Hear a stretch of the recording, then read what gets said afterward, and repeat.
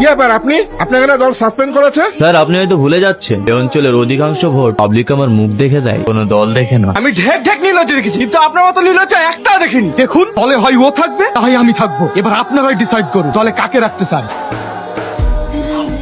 দাদা, room number 205 কোথায়? Second floor. কে? আমি জোসনা।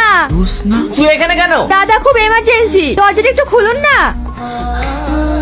রিমা, তুমি আমাকে বোঝার চেষ্টা করো। ঘরে বউ রেখে বাইরে মেয়ে নিয়ে ফুর্তি, ছি, এর জন্য আমার জীবনটা নষ্ট করলি। আমার কথাটা বোঝার চেষ্টা করো। লজ্জা করে না? নোংরা লোক একটা, বল বাড়িতে বল, তারপর তোকে কি করে সাহিত্য করতে হয় আমার জানা আছে। রিমা, আমার কথাটা শোনো। রিমা, আমার কথাটা শোনো। কি আছে এর মধ্যে যা আমার মধ্যে নাই? আমি তোকে সুখ দিইনি, তুই কেন আমার জীবনটা নষ্ট করলি? রিমা, আমার কথাটা শোনো। কি শুনবে?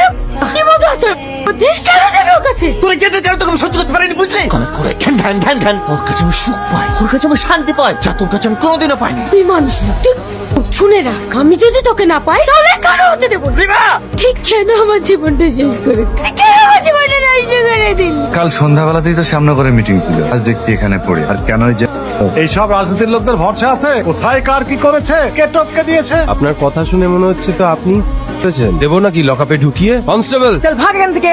আমি কিছু করিনি স্যার, ওর মুখের অবস্থা তো খুবই খারাপ। এই জায়গাটাকে খালি করো তাড়াতাড়ি, আর লাস্টে পোস্ট বানাবে নিয়ে যাওয়ার ব্যবস্থা করো। যান যান, সবাই এখান থেকে যান। স্যার, একটা জিনিস লক্ষ্য করেছেন, ওনার হাজবেন্ড ওনাকে দেখে কিছু মনে হচ্ছে?